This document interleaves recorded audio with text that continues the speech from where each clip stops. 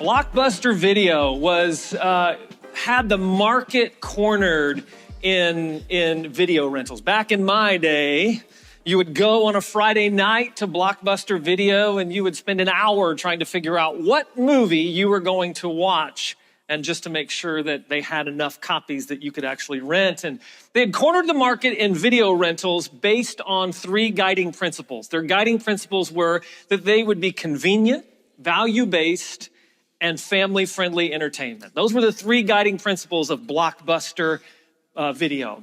But in the mid-2000s, as everyone was switching from VHS, then into DVD, and then a little bit later went into streaming, Blockbuster Video had the opportunity to purchase Netflix for $50 million, and they declined that offer to purchase Netflix. Instead, they wanted to lean heavily into the $800 million a year revenue stream they had called late fees. They felt like the future was in late fees. And so 16% of the revenue was found in those late fees. And they said, no, we're going to pass on streaming. We're going to lean heavily into late fees. And we know the rest. It became a relic of a bygone era. And no longer will you find Blockbuster Videos on every corner. And you see Netflix as a media streaming giant. It was because they abandoned those principles over a long, slow process. And they put themselves out of business. And today, we can be in danger of the same thing in our spiritual lives. Slow shifts can go undetected and happen slowly, almost ignored. So if we leave them unaddressed, everything will soon come crashing down around us. And many times we choose to do what's easy. Sometimes we choose to do the wrong thing in order to continue down our path of destruction. And decline only happens when we don't hold the line. Decline only happens when we don't hold the line. So that's why this sermon this morning is called Let's Hold the Line. Let's hold the line. It's our final sermon in this series called Let's Go. 14 weeks we have been in the book of Nehemiah. And I pray that this sermon series has been as poignant for you as it has been for me. I've enjoyed walking through the streets of Jerusalem with Nehemiah. I've enjoyed walking around the walls of Jerusalem with Nehemiah. And I always get sad when we end a series where we've studied the life of a biblical character in the biblical narrative. It's almost like saying goodbye to a friend. And so just know that Nehemiah is still there. You can go back and visit him as often as you want and pull even more out of this fantastic, wonderful book. And Nehemiah has taught us about the true nature of our great work. And if you get nothing else from this book, understand that the great work is this. It's God's work in and through us. The great work is not our work to do. It's God's work to do in us and through us. And so we've asked ourselves that very important question for the last 14 weeks. What is my great work? We've written it on our notes. My great work is, and that's what I hope that you are at right now as you have continually remembered. What is my great work? Turn with me in scripture to Nehemiah chapter 13 this morning. Nehemiah 13, it's the last chapter in the book. It's probably my most favorite chapter in the book. It's like the Lord was saving the best for last when he was using the Spirit to give us the book of Nehemiah. And what should happen in Nehemiah's life last that would really leave a lasting impact? You know, the Lord writes the narrative of our lives. He was writing the narrative of Nehemiah's life as well. And I love how the book of Nehemiah ends in Nehemiah chapter 13.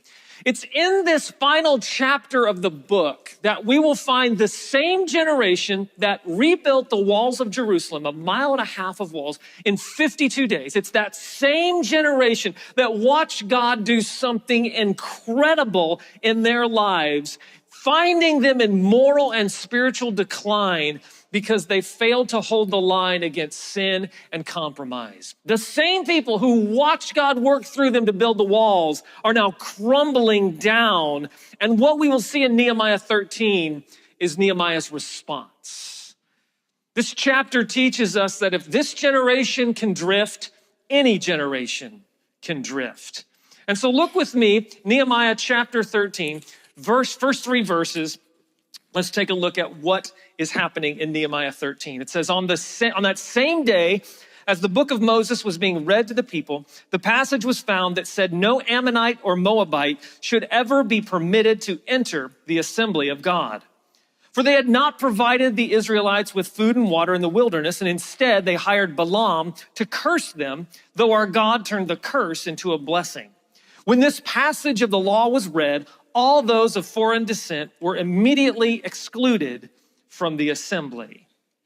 And so they got off on the right foot. But in the span of a year or so, we will see them after the events of chapters 7 through 12. We'll find Nehemiah going to Persia, back to Artaxerxes to serve in the court. And about a year or two later, he asks Artaxerxes again, let me return back to Jerusalem. And we will see that happening in chapter 13. We see Nehemiah coming back to Jerusalem. And there are slow, subtle shifts that are occurring over the course of this time span. When he returns, he finds the people have failed to keep the covenant. He finds the people have misplaced their priorities. They're living in total and utter sin. And his command to the people is, let's hold the line. Let's not step back one moment longer, 1 inch back. Let's hold the line. And no single major event, no single problem caused this. It was just a little bunch of compromises here and there. And before you know it, the entire generation had walked away from what God had called them to do. And this chapter is a strong reminder for us today to hold the line in our spiritual lives, to hold the line in our spiritual disciplines, to hold the line in our families and our marriages and our other great works that God is calling us to do. It is our command from God to hold the line. So this morning I have 5 principles that we glean from the book of Nehemiah that we need to keep in mind as we continue in and even maybe complete your great work. 5 principles that we must all, as Christians, as people and followers of Jesus Christ, as followers of God, 5 things that we must do in the culture we live in the life that we live. And the first one is this: be careful what moves in. Be careful what moves in. Let's go to scripture in verse 4 as we see how we are careful about what moves in. It says this: before this had happened, Eliashib the priest, who had been appointed as supervisor of the storerooms of the temple of our God, and who was also a relative of Tobiah, had converted a large storage room and placed it at Tobiah's disposal. The room had previously been used for the storing of grain offerings, the frankincense, various articles for the temple, and the tithes of grain, new wine, and olive oil, which were prescribed for the Levites, the singers, and the gatekeepers, as well as the offering for the priests. I was not in Jerusalem at that time, for I had returned to King Artaxerxes of Babylon in the 32nd year of his reign, though I later asked his permission to return. When we first met Eliashib in Nehemiah, it was all the way back at Nehemiah 3, chapter 3, verse 1. It's Eliashib, the high priest of Jerusalem, who kicks off the rebuilding program. He's the first one mentioned as he gets to work and as the high priest shows the people what it means to just pick up and begin working. And by 10 chapters later, by Nehemiah chapter 13, we find the high priest of Jerusalem, Eliashib, who has allowed Tobiah, yes, that Tobiah, if you were with us at the beginning of the book, that same Tobiah to move into the temple and use the storerooms for his own personal use. Tobiah, the one who was angry over the rebuilding of the walls. Tobiah, Sanballat's sidekick. Tobiah, the same one who spread confusion, who spread lies, who poked fun at the rebuilding efforts. The same Tobiah who had plotted against Nehemiah by spreading lies. Now he's essentially living in the temple. Eliashib has given Tobiah a man cave in the temple. And that's what's happening. Tobiah is living in the temple. He has put his own personal effects in the temple. Eliashib invited Tobiah in. Eliashib invited him in. Tobiah didn't force his way in. This was a slow shift in mindset. Be careful, Christian, what you allow to move in. It happens in imperceptible ways, and it happens right under your noses. And usually it doesn't force its way in. You invite it in. You allow it to come in. And sometimes, as in the case of Tobiah and Eliashib, you're related to it. And you become known as being related to the very thing you allowed to move in. It becomes a part of who you are because you allow it to just come in and collect. My daughters, Sophie and Kenzie May, those two are collectors. Sophie used to be a huge collector of everything. She would get these purses when she was like 4 or 5 years old, and she would stuff these things so full of Kleenexes and gum and mints. I don't know why she did that, but it would be to the point where it's gonna like explode all over the place. And Samantha every week would have to take all the stuff out, and guess what Sophie would do?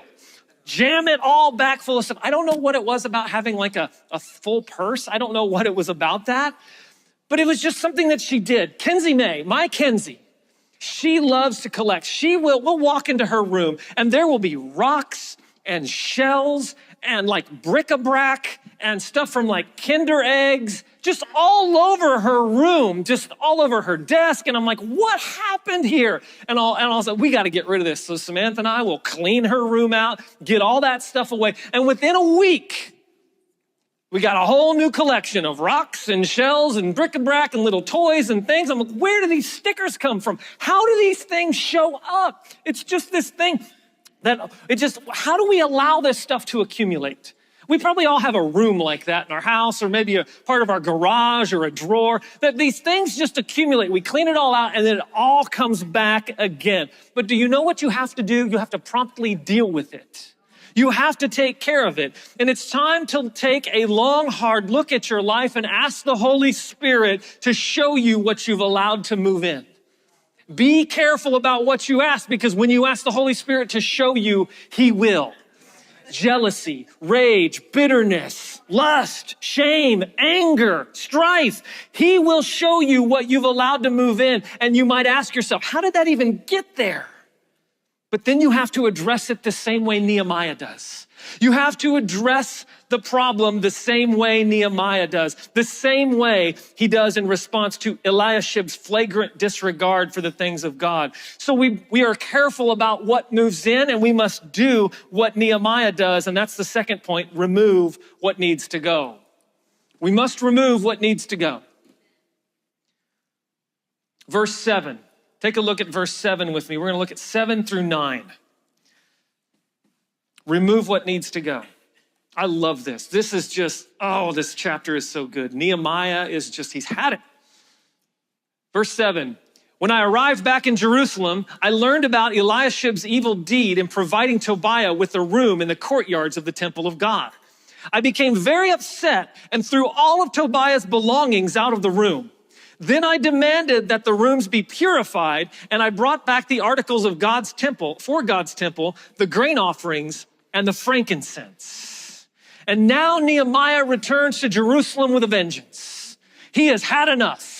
Nehemiah has kept an even keel through 12 chapters. He has watched these people act the way they needed to and act the way they wanted to, and he has literally called them back to task. He has been even-keeled and calm, and now he leaves for 1 year, and he comes back, and the people are running amok, and he's had it. I'll just be honest with you, Nehemiah acts the way we all would have in this situation, with this righteous, holy anger against what the people are doing.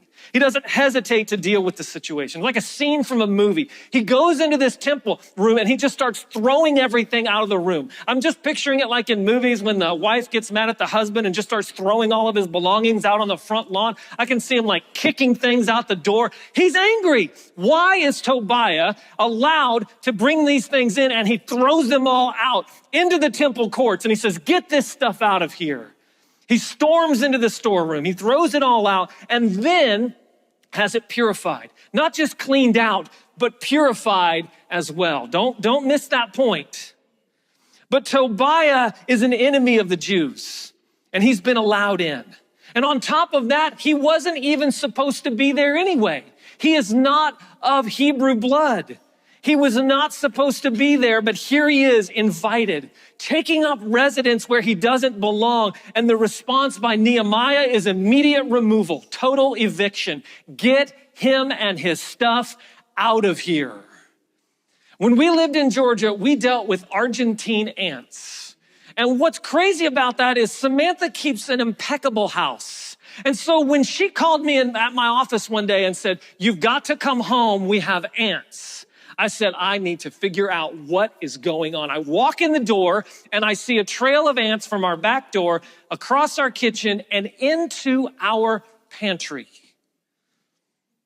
And how did this happen? We make sure everything is swept up. And what I had found after I cleaned out some things from the bottom of the pantry is that our little Kenzie May had dropped a little piece of a Dum Dum lollipop on the ground, and the ants were just going straight for it. But what else they'd done is it lured them into everything else, the cereal and all the other things. And so I became angry at these ants. Do you remember this, Samantha? Do you remember how angry I was at God's creation? These Argentine ants. I picked up my bottle of Windex because, pro tip, it will erase the pheromones that they trail.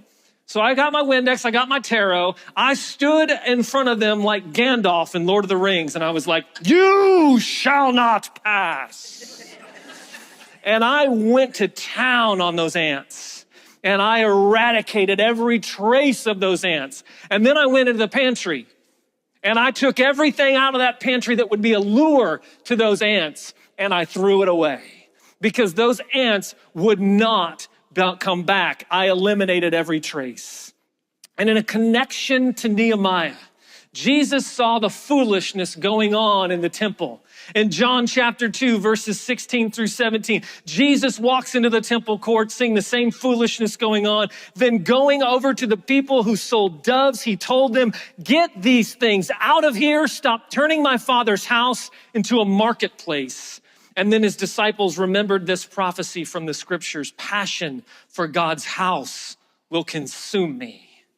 And zeal for my house consumed me with those ants as I eliminated them from my house. Nehemiah's passion for God's house consumed him as he kicked Tobiah and all of his belongings out and purified it. But in the ultimate view, Christ, zeal for his Father's house consumed him, and he eliminated all of the sin and all of the foolishness going on in the temple. He knew what needed to go and he got rid of it. So does passion and zeal for your life, for your house, for your body, for your mind and your heart consume you?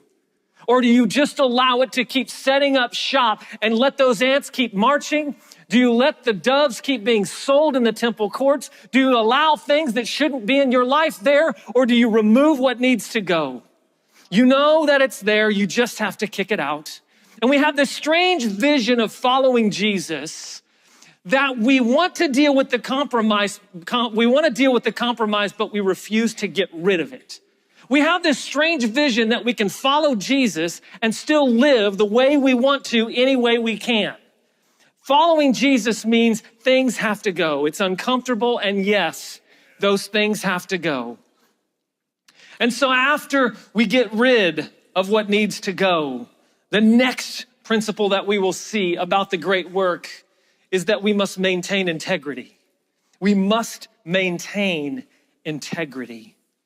Look at verses 10 through 14 with me. Let's see what happens next in the life of Nehemiah. It says, "I also discovered that the Levites had not been given their prescribed portions of food. So they and the singers who were to conduct the worship services had all returned to work their fields. I immediately confronted the leaders and demanded, 'Why has the temple of God been neglected?' And then I called all the Levites back again and restored them to their proper duties. And once more, all the people of Judah began bringing their tithes of grain, new wine, and olive oil to the temple storerooms.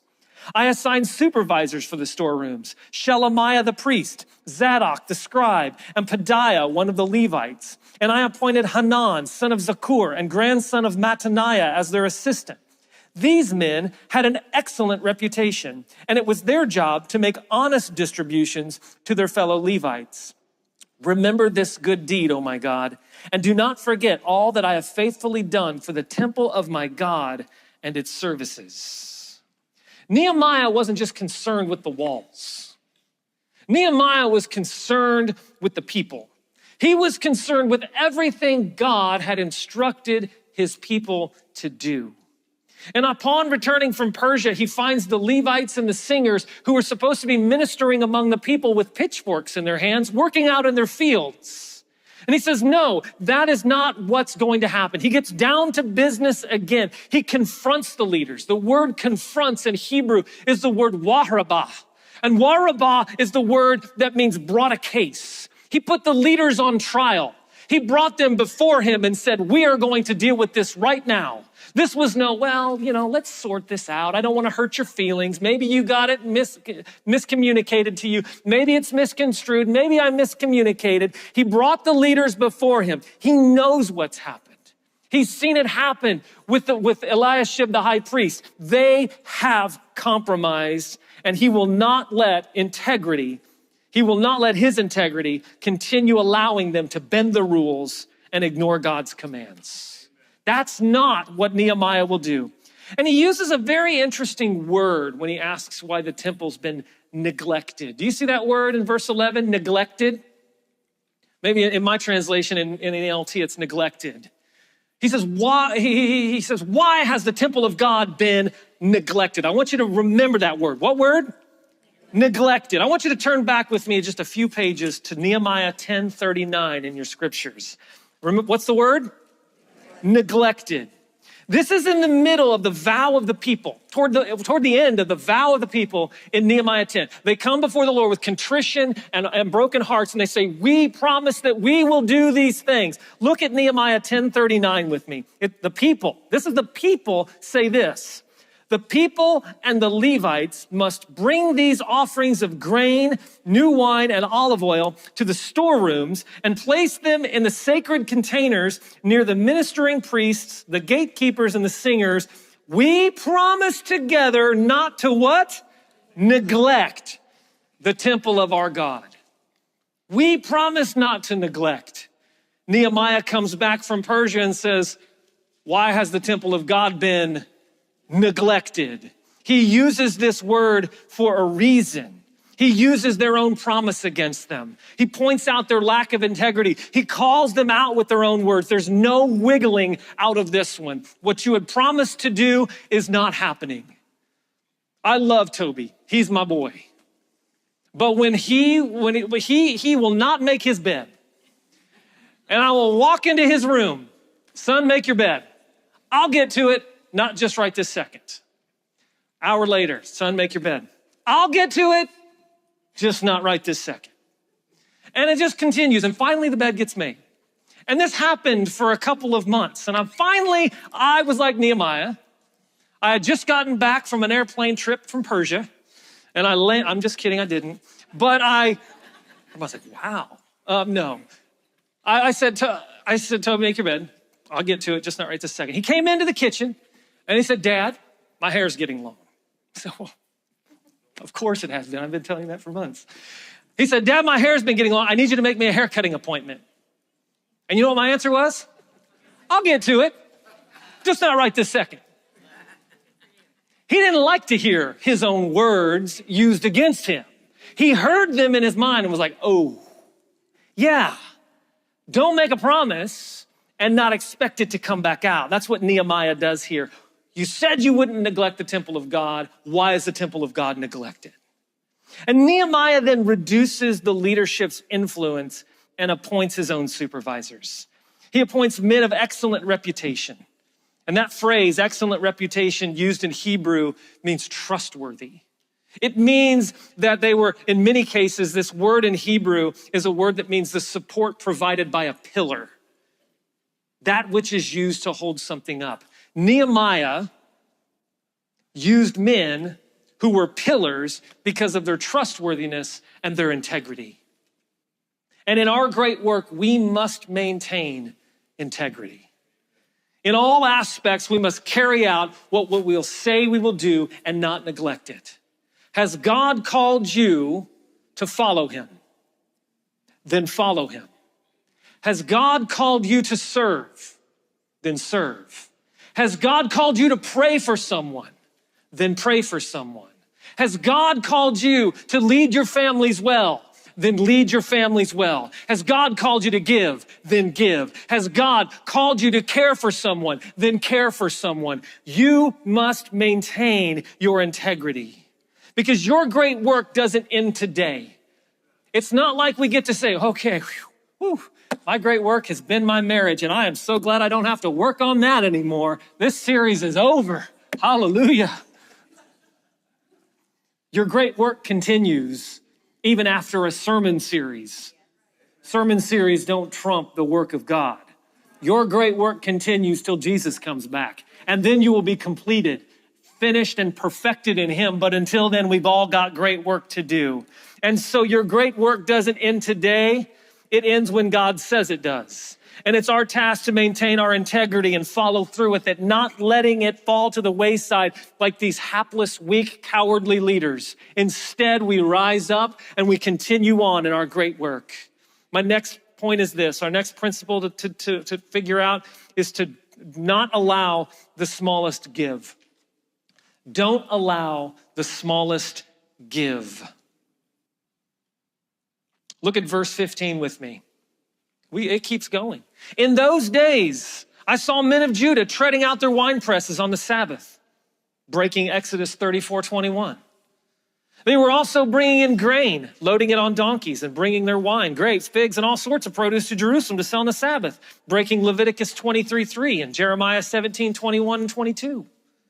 So I rebuked them for selling their produce on that day. And some men from Tyre who lived in Jerusalem were bringing fish and all kinds of merchandise, and they were selling it on the Sabbath to the people of Judah and in Jerusalem at that, breaking Exodus 31:14 and 15 and 35 too. So I confronted the nobles of Judah. Why are you profaning the Sabbath in this evil way, I asked. Wasn't it just this sort of thing that your ancestors did that caused our God to bring all this trouble upon us and our city? Now you're bringing even more wrath upon Israel by permitting the Sabbath to be desecrated in this way.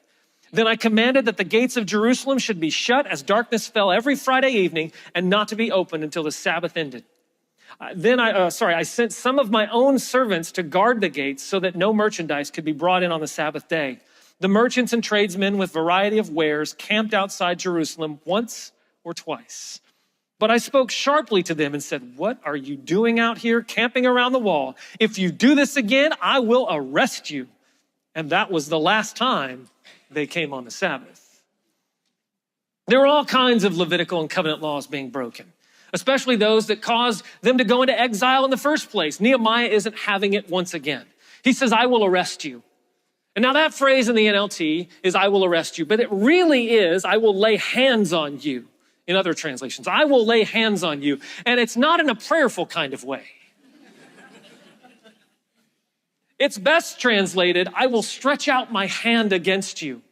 It is both, I will pull you under arrest, but I will lay hands on you. I will lay hands on you suddenly, and I will lay hands on you violently. I will stretch my hand out against you. It's the same word that we use to work with force, to bring about injury. It's the same word used in Esther 2 and Esther 8 when they were attacking the Jews. It's this word of, I will stretch out my hand against you. Nehemiah means business. I will do what I have to do that you will stop profaning the Sabbath.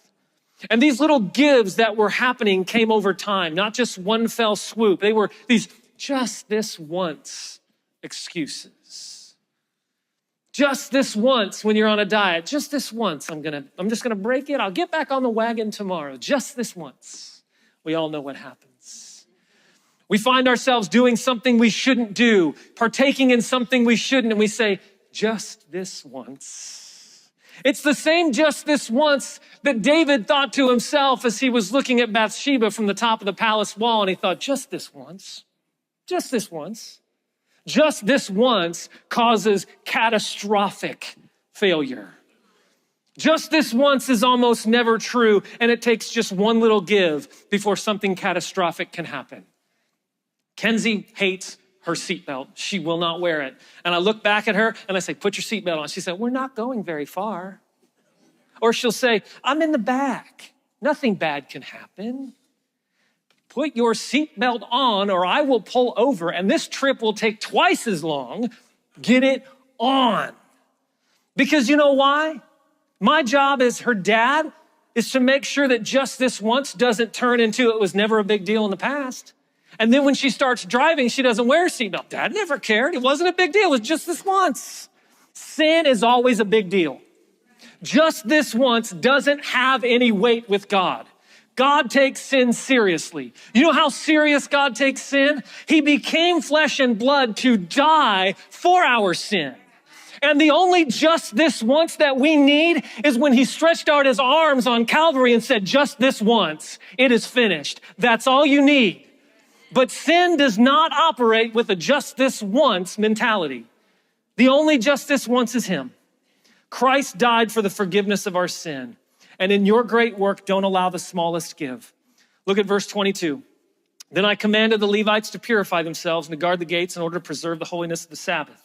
Remember this good deed also, O my God, and have compassion on me according to your great and unfailing love. And our last principle this morning is this. Be careful what you hitch yourself to. Be careful what you hitch yourself to. Look at the rest of the chapter, verse 23. About that same time, I realized some of the men of Judah had married women from Ashdod and Ammon and Moab. And furthermore, half their children spoke the language of Ashdod or of some other people and could not speak the language of Judah at all. So I confronted them and called down curses on them. I beat some of them, look at this, and pulled out their hair. That's why I keep my hair short. I made them swear in the name of God that they would not let their children intermarry with the pagan people of the land. Wasn't this exactly what led King Solomon of Israel into sin? I demanded. There was no king from any nation who could compare to him. And God loved him and made him king over all Israel. But even he was led into sin by his foreign wives. How could you even think of committing this sinful deed and acting unfaithfully toward God by marrying foreign women? One of the sons of Joiada, son of Eliashib, the high priest, had married a daughter of Sanballat, the Horonite. So I banished him from my presence. Remember them, O my God, for they have defiled the priesthood and the solemn vows of the priests and Levites. So I purged out everything foreign and assigned tasks to the priests and Levites, making certain that each knew his work. I also made sure that the supply of wood for the altar and the first portions of the harvest were brought at the proper times. Remember this in my favor, O my God. Nehemiah is not interested in the applause of men. He says, remember this in my favor, O my God. Again, this isn't racism or bigotry. This was a command to not hitch themselves to the foreign gods of the Canaanites, which they did. And again, he confronts them. He brings them on trial where God is the judge and jury. And he curses them and he beats them and he pulls out their hair because he was watching the people of Israel slowly eroding away. Their own kids couldn't even speak Hebrew. This is a problem. I remember I had a moment like this when I was teaching. One of the first years I was teaching the American Revolution. And I said, this fight between America and England was like a real David and Goliath situation. And the kids were like, huh? I was like, how many of you know who David and Goliath are? And out of the 25 in the classroom, maybe 10 raised their hand. The other 15 had no clue. And I realized very quickly, I'm teaching a generation of children who weren't raised in church. They weren't brought to church. They didn't even know some of the biggest stories of the Bible. And it was just slowly watching them erode in that generation. It's such a sad thing.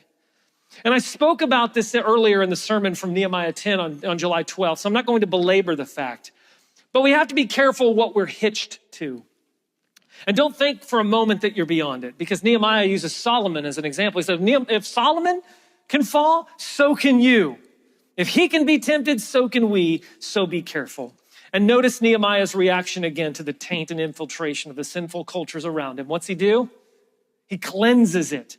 He takes out everything foreign that's not of God. And it's time for us to do that as well, to take inventory of our life and unhitch ourselves from things that are only dragging us down and away from God's true calling on our life. Did you know, were you aware of the fact that you can see some pretty amazing things on I-4? East, going west, doesn't matter. You can see some amazing things on I-4. The other day I was on I-4 driving and I was behind this trailer. And the trailer, and this thing in front of me was rusted out. It was held together with duct tape, baling wire, and promises. It was like, I was just thinking the gate was gonna fall down and start sparking all over the road. Debris and trash were like flying out from each side of it. And I was like, I need to keep my distance from this thing. I could tell that one of the tires was flat or low because it was like bouncing as it went. And this was just so bad. It was rusted out. And so I'm like, I can't get behind this trailer 1 minute longer or this is gonna be bad. So I got around the trailer, this rusted out trailer, and I thought, man, good for him for keeping this thing going. But man, this is a road hazard. As I got around the trailer that was bumping down the road and spitting trash all over the place, I pulled up next to the truck pulling it, and it was a brand new Ford F-350.